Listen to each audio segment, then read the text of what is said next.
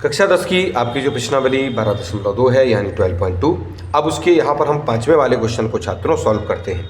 इसमें लिखा है कि एक बर्तन एक उल्टे शंकु के आकार का है, इस तरीके का है, इस आकार का है। जैसे हमने देखा होगा कि कहीं पर पानी वगैरह डालने के लिए या जो है कहीं पर तेल वगैरह जब हम पेट्रोल वगैरह जब डालते हैं तो इस तरीके का कुछ होता है जिससे कि हम उस चीज़ को भरते हैं, ठीक है कि नहीं। तो ये एक शंकु के आकार का कोई हमारे पास कोई एक बर्तन है, ठीक है कि नहीं। और इसकी जो ऊंचाई है वो 8 सेंटीमीटर है, यानी इसकी जो हाइट है यहाँ से लेकर यहाँ तक कितनी है आपकी 8 सेंटीमीटर है, हमने उसको लिख लिया है। और इसके ऊपरी सिरे ये जो सिरा जो खुला है, जो कि ओपन है, इसकी जो त्रिज्या है वो 5 सेंटीमीटर है, यानी इसकी जो रेडियस है वो 5 सेंटीमीटर हो जाएगी छात्रों। अच्छा, यह ऊपर तक पानी से भरा हुआ है, इसको बिल्कुल ऊपर तक भर दिया है हमने, इसको ऊपर तक पूरा भर रखा है पानी से, ठीक है कि नहीं। चलिए, जब इस बर्तन में शीशे की कुछ गोलियां जिनमें प्रत्येक 0.5 सेंटीमीटर वाला एक गोला है, यानी हम क्या रहे हैं कि इसमें एक जो है एक हमारे पास गोली है, ठीक है कि नहीं। ये गोली मतलब कुछ गोलियां हम डालते हैं जिनमें से हर एक, यानी उनमें से एक को हमने ये ले लिया है। इनमें से प्रत्येक की जो त्रिज्या है, ये जो त्रिज्या आपको दिख रही है, ये जो त्रिज्या है वो 0.5 सेंटीमीटर की है। मुझे थोड़ा सा और बड़ा बनाना चाहिए था इसको। चलो, तो क्या है कि कुछ गोलियां हैं, ऐसी ही गोलियां हैं जिनमें कि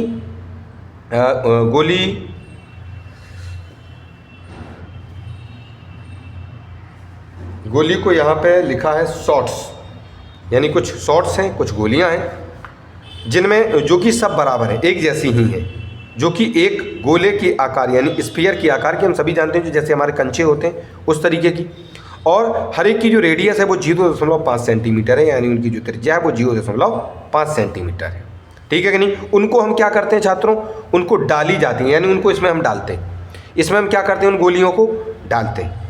तो इसमें से भरे हुए पानी का 1/4 भाग बाहर निकल जाता है, यानी इसमें जितना भी इसमें हमारे जो पानी भरा हुआ था उसमें से 1/4 यानी 1/4 जो पानी है वो इसमें से बाहर निकल जाता है। क्योंकि हम जानते हैं कि अगर कोई भी पानी पूरे तरीके से किसी बर्तन में पूरा पानी भरा हुआ है, अगर उसमें हम कोई भी एक चीज़ अगर डालते हैं तो उसमें से पानी निकल जाता है। लेकिन कितना पानी निकलता है मैं आपको समझाता हूँ।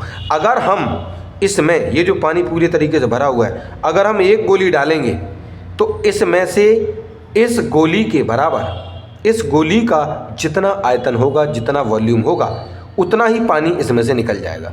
अगर हम 2 गोलियां डालेंगे तो जितना आयतन 2 गोलियों का होगा उतना पानी इसमें से निकल जाएगा। अगर हम इसमें 3 गोलियां डालते हैं तो इसमें से 3 गोलियों के आयतन के बराबर इसमें से पानी निकल जाएगा। इसमें हम 4 गोलियां डालते हैं तो इसमें से 4 गोलियों के बराबर जो पानी है वो बाहर निकल जाएगा। लेकिन इस क्वेश्चन में उन्होंने कहा है कि बर्तन में डाली गई शीशे की गोलियों की संख्या बतानी है, यानी कितनी गोलियां आपने इसमें डाली हैं ये नहीं बताया, बस ये बता दिया कि कितना पानी बाहर निकला गया।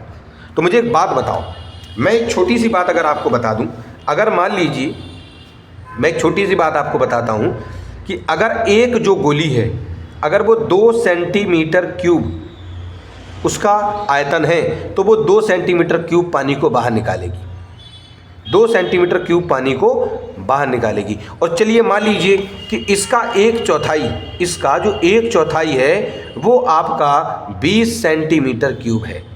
इसका हम पहले आयतन निकालेंगे कि इसका इस शंकु के आकार का ये जो बर्तन है, कोन के आकार का ये जो बर्तन आपको दिखाई दे रहा है, वेसल जो दिखाई दे रहा है, इसका पूरा आयतन हम निकालेंगे, उसका 1/4 कर देंगे। जैसे मान लो इसका पूरा आयतन मान लो 80 था, और इस 80 का हम 1/4 करेंगे, 1/4 करेंगे, इसको काट देंगे तो 20 आएगा, यानी 20 सेंटीमीटर क्यूब इसका 1/4 है जो कि इसमें से निकल चुका है। और मान लीजिए वो 20 सेंटीमीटर क्यूब है आपका, ठीक है कि नहीं। अब मुझे एक बात बताओ, एक गोली 2 सेंटीमीटर क्यूब पानी को बाहर निकाल रही थी, एक गोली 2 सेंटीमीटर क्यूब पानी को बाहर निकाल रही थी, तो इस पूरे के पूरे पानी को कितनी गोलियों ने निकाला होगा, तो इसमें हमें 2 से भाग कर देना है। और जब हम इनको भाग करेंगे तो आपका जवाब होगा 10, यानी 10 गोलियां मिलकर 20 सेंटीमीटर क्यूब पानी को बाहर निकालेंगे। यानी करना क्या है आपको इस क्वेश्चन में, इतनी सी बात से आप समझ गए होंगे कि आपको करना ये है कि सबसे पहले इस वाले बर्तन का आप आयतन निकालेंगे, इस आयतन का आप फिर 1/4 निकालेंगे, जैसे कि हमने यहाँ पर ये 20 प्राप्त किया था। फिर उस 20 में हर एक गोली, ये जो हर एक गोली यानी ये जो गोली है, इसका जितना आयतन निकलेगा उससे आप भाग कर देंगे इसके आयतन में। कौन से वाले? वो जो 1/4 आपने इसका प्राप्त किया है, 1/4 जो वॉल्यूम आपने प्राप्त किया है, उसमें आप इस एक गोली के आयतन से क्या कर देंगे? भाग कर देंगे। तो आपको क्या मिल जाएगा? तो आपको टोटल जितना पानी उसमें से निकल कर बाहर गया है वो आपको प्राप्त हो जाएगा। ठीक है कि नहीं? या फिर हम ये भी कह सकते हैं, या दूसरे नंबर पे हम ये भी कह सकते हैं कि बाहर निकलने वाला जो पानी है वो जो एक गोली के जो आयतन है, एक गोली का आयतन है, उसमें हम कुल मिलाकर जितनी गोलियां हैं उन सभी गोलियों के आयतन के बराबर पानी उसमें से निकलेगा। इस तरीके से हम इसको सॉल्व कर सकते हैं। यानी जितना पानी बाहर निकला है वो कितना है? जितनी भी गोलियां थी उन सभी गोलियों की संख्या को हमने कितना माना है यहाँ पे? n। मान लिया कि हमने कितनी इसमें गोलियां डाली हैं, लीड्स कितनी डाली हैं, शॉट्स कितनी लीड शॉट्स इसमें डाली हैं, मान ली n हमने डाली हैं। तो उन n जो गोलियां हैं उनका आयतन कितना होगा? जितना एक गोली का होगा उसमें उन गोलियों की संख्या को हम गुना कर देंगे तो टोटल गोलियों का जो आयतन होगा वो हमें प्राप्त हो जाएगा। और वो किसके बराबर है? जितना पानी आपका बाहर निकला है। तो इस तरीके से भी इसको हम सॉल्व करते जाएंगे, तब भी हमें जो n है उसकी वैल्यू हमें प्राप्त हो जाएगी। तो दोनों ही तरीके आपके पास हैं। ठीक है कि नहीं? चलिए, तो अब इसको हम यहाँ पर कैसे सॉल्व कर रहे हैं देखिए। सबसे पहले हाइट ऑफ वेसल लिखेंगे, यानी आपका जो बर्तन है उसकी ऊंचाई को लिखेंगे 8 सेंटीमीटर। रेडियस ऑफ वेसल, यानी ये जो आपका बर्तन है, यानी जो बर्तन है उसकी त्रिज्या हमें R1 माननी है, क्योंकि दो त्रिज्या हैं, इस गोली की भी त्रिज्या है। तो R1 मतलब 5 सेंटीमीटर है इसकी, तो 5 सेंटीमीटर लिखा। और radius of lead shots R2, यानी जो शीशे की गोली है उसकी जो त्रिज्या है वो कितनी है? 0.5 सेंटीमीटर है। अब उन्होंने कहा let the number of lead shots dropped, यानी इसमें माना कि बर्तन में डाली गई शीशे की गोलियों की संख्या, इसमें हमने जितनी भी गोलियां इसके अंदर डाली हैं उनकी संख्या मान लीजिए, पता तो है नहीं तो उनको मान लिया कि n गोलियां हमने इसके अंदर डाली हैं। तो therefore volume of water flow out, यानी कि इसलिए बाहर निकलने वाले पानी का जो आयतन है वो कितना हो जाएगा? कुल मिलाकर जितनी भी गोलियां थी उनके कुल आयतन के बराबर, यानी वॉल्यूम ऑफ जो जितनी भी आपकी गोलियां हैं। और वो उन गोलियों का वॉल्यूम कैसे निकलेगा? उन गोलियों का आयतन कैसे निकलेगा? जब एक गोली का आयतन हम निकाल लें और फिर उन गोलियों की संख्या से उसमें गुणा कर दें तो हमें क्या मिल जाता है? उन सभी गोलियों का जो आयतन है, उन सभी गोलियों का जो वॉल्यूम है वो हमें यहाँ पर प्राप्त हो जाता है। ठीक है कि नहीं? चलिए, तो इन सभी चीज़ों को हम आगे लिखते हैं। क्या करेंगे हम यहाँ पे? देखो, पानी बाहर कितना निकला था छात्रों? पानी बाहर कितना निकला था? पानी बाहर निकला था 1/4, यानी 1/4 किसका? वो जो आपका शंकु था उस शंकु के आयतन का। तो शंकु का आयतन होता 1/3 पाई r, पहली वाली त्रिज्या का स्क्वायर। पहली वाली त्रिज्या हमने किसको मानी थी? पहली वाली त्रिज्या हमने ये जो आपका शंकु के आकार का बर्तन है उसी को मानी थी पहली वाली त्रिज्या। ठीक है कि नहीं? तो हमें करना क्या है कि जो, और फिर गुणा में आपको h भी कर देना है। तो आपको करना ये है कि जो आपके उस शंकु वाले बर्तन का जितना भी आपका आयतन होगा उसका 1/4 आप कर देंगे तो आपको जो पानी बाहर निकला है वो प्राप्त हो जाएगा, जो किसके बराबर है? n, यानी वो शीशे की जो गोलियां हैं, यानी जो लीड शॉट्स हैं उनकी संख्या, और गुना एक जो तुम्हारे पास जो गोली है उसका जो आयतन है, उसका जो वॉल्यूम है, उसका फॉर्मूला ही है। तो क्योंकि जो हमारी गोली है यानी जो हमारी लीड शॉट है वो एक प्रकार की आपकी स्फीयर यानी गोले के आकार की है, और गोला यानी स्फीयर जो होता है उसका जो वॉल्यूम होता है, उसका जो आयतन होता है, उसका फॉर्मूला 4/3 पाई r क्यूब होता है। अब 2 क्यों लिखा? क्योंकि हमने शीशे की गोली, ये जो शीशे की गोली है उसकी त्रिज्या को r2 माना था और वो कितनी थी? 0.5। ठीक है। चलो, इनकी वैल्यूज़ को हम रख देंगे यहाँ पे। अब यहाँ पे देखो क्या हुआ, क्या ना सर यहाँ इतना बड़ा फॉर्मूला इतना छोटा कैसे हो गया? यहाँ पे इतना बड़ा फॉर्मूला था वो इतना छोटा कैसे हो गया? रुक जाओ, हम आपको बताते हैं इसमें हुआ क्या है। देखिए छात्रों, क्या क्या लिखा हुआ था यहाँ पे क्या क्या लिखा हुआ था? यहाँ लिखा था 1/4 गुना 1/3 और गुना पाई था, और आपका इसको नेक्स्ट वाले पेज पे लिखना होगा ताकि ये तो फिर इसमें कम पड़ जाएगा आपको, फिर नेक्स्ट पेज पे फिर जाना पड़ेगा, दिक्कत होगी। तो इसमें आपको लिखना है 1/4 ये रहा, गुना में 1/3 है, गुना में पाई r1 का स्क्वायर है और गुना में h है, बराबर किसके है, n इंटू 4/3 गुना में पाई है और r2 पे पावर आपकी 3 है। ठीक है कि नहीं। चलिए अब यहाँ पे क्या किया गया है कि कि ये जो चीज़ें थी, ये जो 1/3 और ये जो 1/3 आपको दिख रहे हैं और ये जो पाई है, इनको हम क्या कर रहे हैं, इधर से उठा के हम यहाँ ले जा रहे हैं, इधर से उठा के हम इनको इधर ले जा रहे हैं। तो मुझे एक बात बताइए, देखो यहाँ पे हम केवल बचने दे रहे हैं r1 के स्क्वायर को और गुणा में h को, और यहाँ पे ये जो 4/3 है, ठीक, इस n को हम लिखेंगे, n को लिखेंगे, और ये जो 4/3 है हम उसको लिखेंगे, गुना में जो पाई है उसको लिखेंगे, और r2 पे पावर 3 जो है उसको लिखेंगे। अब उसके बाद देखो यहाँ पर हमने ये जो 1/4 है 1/3 है, इसको हमें वहाँ ले जाना है। तो देखो 4 और 3 यहाँ भाग में है, 4 और 3 यहाँ जो भागे हैं हमें, यहाँ जाके 4 और 3 पहुँच जाएंगे गुना में, इधर जाएंगे, जब इधर क्रॉस हो गया, पक्षांतर होगा, ट्रांसपोजिशन होगा।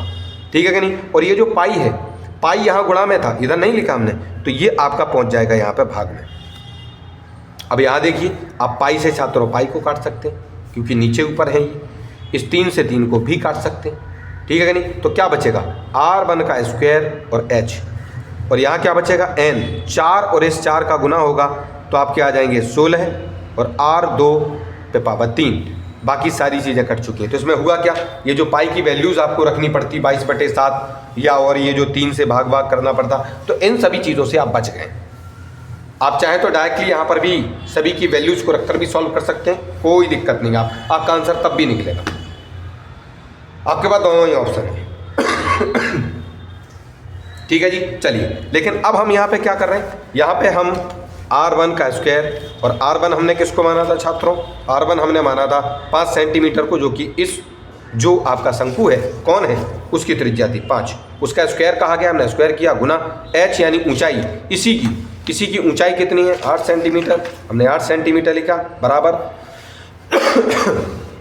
n यानी गोलियों की संख्या तो आपको पता ही करनी है, 16 गुना r2 क्या था बच्चों, r2 था ये, r2 ये था आपका, ये देखिए r2 क्या था 0.5 सेंटीमीटर, तो हमने 0.5 लिखा, और उस पर क्योंकि 3 बोला गया है तो हमने 3 बार उसको जो है घात के रूप में लिख दिया। ठीक है कि नहीं। चलिए, अब यहाँ पे 5 का स्क्वायर करेंगे छात्रों तो 25 होगा, गुना में 8 है, इसको लिख देंगे, यहाँ n है 16 है, 0.5 की पावर 3 है, उसका गुना करेंगे तो 0.125 आएगा। क्या ना सर जी कैसे आएगा, तो देखो 0.5 है, इसका गुना सबसे पहले 0.5 और फिर 0.5, यानी 3 बार इसको गुना में करना है आपको, ये वाली जो चीज़ है। तो सबसे पहले जब हम इन दोनों का गुना करेंगे, तो आपका जो जवाब है वो 25 और यहाँ 0 होगा, यानी 520। ठीक, अब पॉइंट के बाद यहाँ 1 अंक और इधर भी पॉइंट के बाद 1 अंक, यानी 2 अंक होने चाहिए पॉइंट के बाद, तो यहाँ पे हम पॉइंट लगाएंगे, यानी जवाब कितना होगा 0.25। उसमें गुना अब आप इस वाले 0.5 के साथ करेंगे, तो जब आप इनका गुना करेंगे छात्रों, तो यहाँ पे जो जवाब है आपका ये होगा 125, और गुना करेंगे, इसका इसमें गुना करेंगे 0, इसका इसमें गुना करेंगे 0, इसका इसमें गुना करेंगे 0, तो यहाँ जवाब 5210 होगा। और क्योंकि छात्रों पॉइंट के बाद यहाँ 2 अंक हैं, इधर पॉइंट के बाद 1 अंक है, तो 3 अंक पॉइंट के बाद होने चाहिए, तो 1 2 3 के बाद हम यहाँ पे पॉइंट आपका लगा देंगे, तो आपका जो जवाब है छात्रों वो 0.125 यानी 0.125 आपको यहाँ पर प्राप्त हो जाएगा, वो ये रहा। ठीक है कि नहीं। उसके बाद 25 और 8 का गुना करेंगे, तो ये तो खैर कठिन नहीं है, ये 200 है, बराबर में l लिखेंगे, गुना इन दोनों का गुना जब करेंगे तो बचेगा केवल और केवल 2। कहना सर कैसे बचा, ये तो 16 था 2 कैसे हो गया, यही होता है जब पॉइंट के साथ गुना होता है तब। तो 0.125 इसका गुना 16 के साथ करना है, इसको हम यहाँ लेके लेते हैं। ठीक है कि नहीं। चलिए, 6 का गुना करेंगे तो यहाँ पे 30 होगा, 3 आएंगे, 12 और 3 15 है, 1 और 1 आपका 7 और ये 0। ठीक है, यहाँ पे आप गुना लगाएंगे,